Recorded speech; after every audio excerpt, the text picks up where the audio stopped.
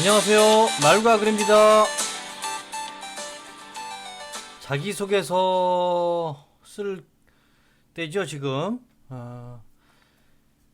자기소개서를 써야 되는데, 평상시에 학생들이 일기도 안 써봤는데, 자기소개서를 쓰려고 하니 참 답답하고, 깝깝하고, 그렇죠.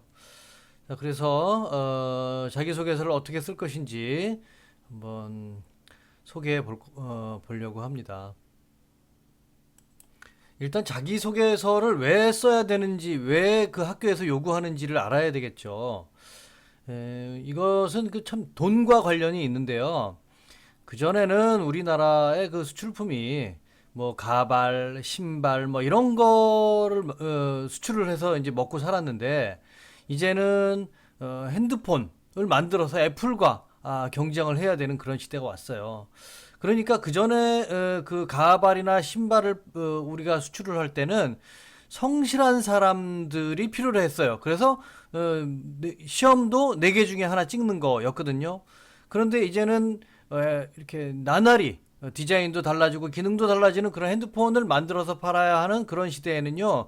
그런 성실한 사람보다도 뭔가 좀 창의력이 있는 사람, 그런 사람이 필요했던 거죠. 그래서 이제는 4개 중에 하나, 5개 중에 하나 잘 찍는 사람보다는 뭔가 아이디어가 있는 사람을 필요로 하게 되고 기업에서도 대학교에다가 그런 학생을 좀 뽑아 달라고 요구하게 되고 학교에서는 또 그런 창의력 있는 학생을 뽑으려면 어떻게 해야 되느냐라고 이제 고민을 하다가 뭐 논술이라든가 이렇게 학종이라든가 이런 그 입시 제도로 바뀌게 되는 거죠. 그렇다면은 자기소개서는 어떤 것을 담아야 되냐면은 나는 이렇게 창의적인 사람이에요. 난 이런 아이디어가 있는 사람이에요. 라는 것을 보여줘야 한다는 거죠. 그런 것을 여기에 담아야 한다는 거죠. 자기소개서는 1번, 2번, 3번은 전국 공통이죠.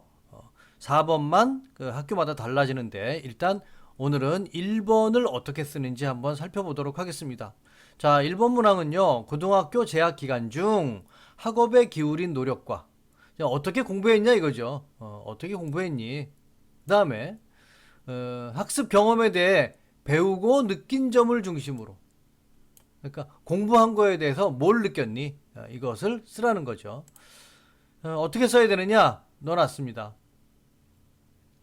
자, 이 문항을 통해 평가자는 지원자가 고등학교 때 성장한 정도를 바탕으로 대학에서의 발전 정도를 가늠한다. 두 번째, 이 문항을 통해 입학사정관이 확인하고 싶은 건 학업에 대한 새로운 시각. 나는 나만의 어떤 그 아이디어로 공부를 했느냐? 뭐 이런 거.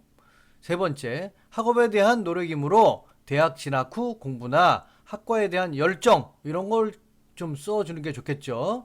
지원자의 교과 관련 경험과 그 속에서의 성장을 평가하기 위한 것. 자, 반드시 포함돼야 되는 거는요.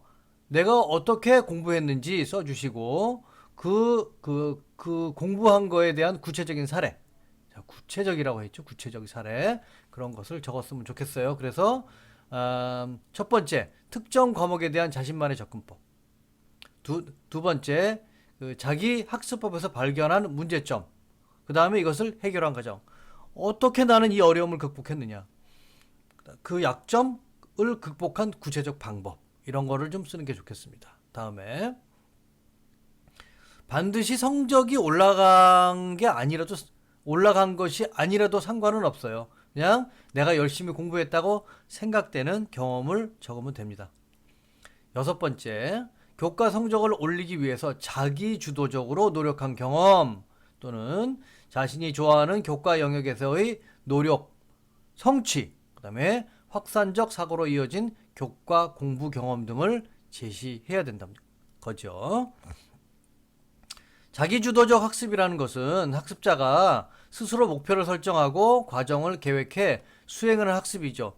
좁은 의미로 보면은 그 뭐 야간 자율 학습이 이런 거에 해당한다고 할 수 있어요. 하지만은 입학 사정관 전형에서는 이 학생부 종합에서는요 단지 몇 시간의 학습 활동뿐 아니라 동아리, 독서, 봉사활동, 대회 준비, 취미와 특기 활동 이런 고교 생활의 모든 활동까지 포함한 개념으로 자기주도적 학습 내용을 평가하는 거죠.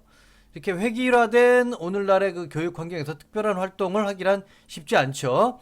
무조건 특이하거나 튀는 이력이 좋은 것도 아니에요. 어떤 활동이든지 그 학생의 목표와 연계해서 기술하는 스토리텔링 능력이 중요한 겁니다.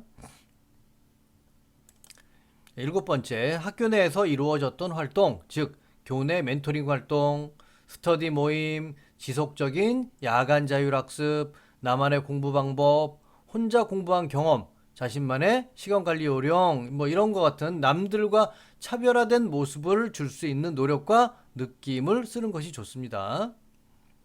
그다음에 특정 과목에 대한 자신만의 접근법, 그다음에 본인 학습법에서 발견한 문제점과 이를 해결한 과정을 상세히 보이면 좋죠. 아까 요거 저 위에서 있는 거하고는 좀 중복되는 감이 없지 않아 있는데, 다음 아홉 번째입니다.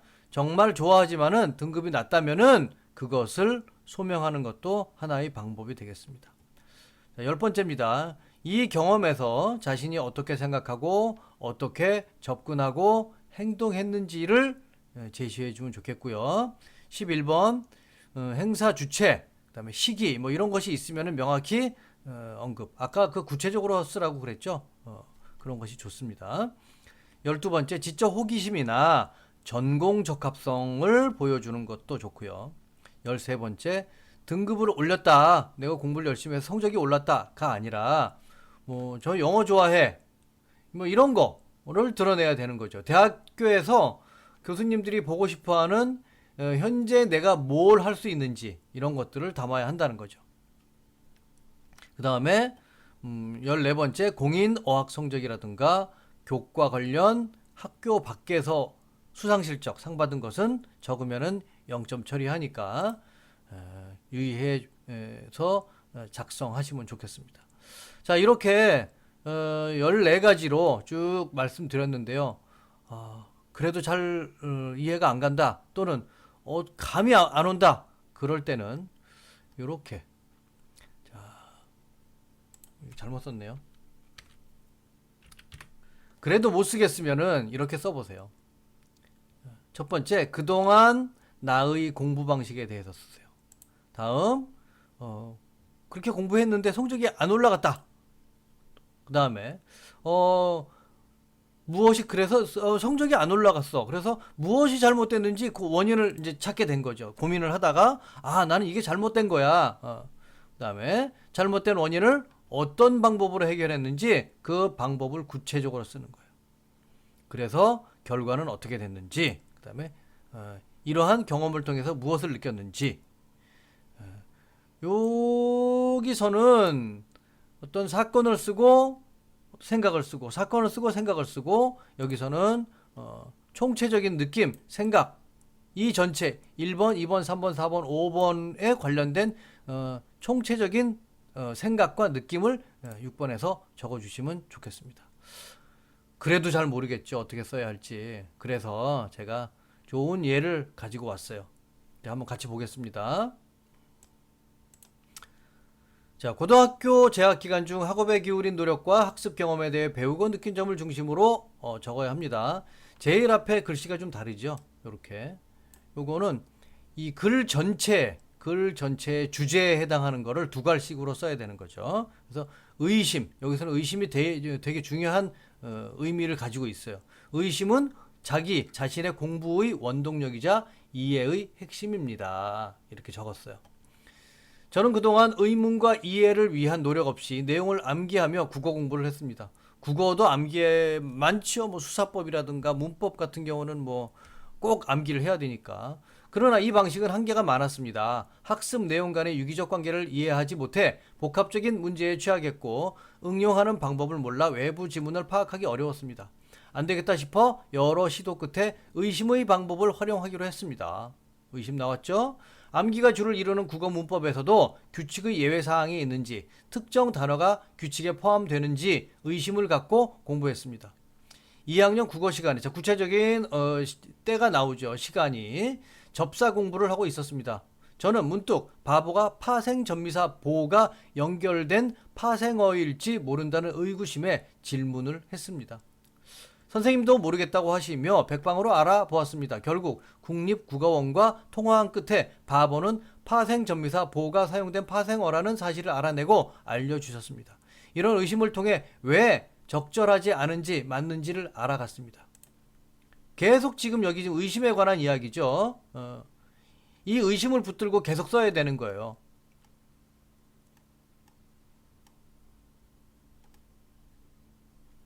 이렇게 의심을 하며 공부를 하니 국어 공부는 전보다 수월했고 국어에 대한 흥미는 더 깊어졌습니다.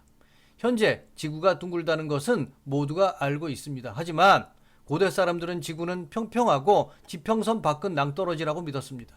그때 아리스토텔레스는 지구가 구형일지도 모른다고 의심했습니다. 또 의심이 나왔죠. 그는 월식과 별자리 관찰하며 지구가 둥글다는 증거들을 찾아내고 증명했습니다. 이 의심은 훗날 다른 과학자들에게 계승되어 완벽하게 증명되었고 유럽 사람들이 전 세계로 진출하는 토대가 되었습니다. 지금 여기서 의심에 관한 이야기, 파생전미사 보에 대한 이야기를 하면서 어떤 사실을 기술했고 그 사실 다음에 자기 생각, 아리스토텔레스 뭐 이런 자기 생각을 썼죠. 그 다음에 이제 마무리해야 되겠죠. 1번을 저는 의심하는 공부도 아리스토텔레스와 궤를 같이 합니다. 저는 국문학과에 진학하여 우리 문학의 주된 정서라고 여겨지는 한에 대해 연구하고 싶습니다. 중학교 때부터 우리 문학의 주된 정서는 한이라고 배웠습니다. 자, 지금 이 사람은 한에 대한 의심을 하고 있죠. 하지만 문학을 공부할수록 우리 문학에 한이 묻어난 작품이 적다는 생각이 들었습니다. 한이 우리 문학의 주된 정서가 아닐지도 모른다는 의심이 들기 시작했습니다. 이 의심이 맞을지 틀릴지에 대한 확신은 없지만 직접 연구하고 확인해보고 싶습니다. 그러니까 이 사람은 어떤 식으로 공부했냐면은 의심을 가지고 공부를 했다는 거죠. 그래서 그 어떤 사례, 파생전미사 보의 사례를 쓰고 그다음에 아리스토텔레스의 의심. 그다음에 나는 대학교 가서 저 그동안에 제가 공부를 한 게 국어공부를 하다 보니까 한에 대해서 의심을 하게 됐다는 거죠. 그래서 대학교에 가서 한에 대한 연구를 해보고 싶다. 왜냐? 그거에 대해서 우리나라 문학의 정서가 한국 사람의 주된 정서가 한이라고 했는데 한이 아닌 것 같다. 그래서 한에 대해서 공부를 해보고 싶다고 이렇게 의심과 관련된 1번을 썼습니다. 자, 이렇게 1번에서는요. 여기 내가 주제로 삼고 있는 것을 두 갈씩으로 맨 앞에 적어주고 이것을 1번, 2번, 3번, 4번까지 계속 쭉 끌고 가야 됩니다. 자, 오늘은 1번에 자기소개서 1번을 어떻게 쓸 것인지에 대해서 말씀드렸습니다.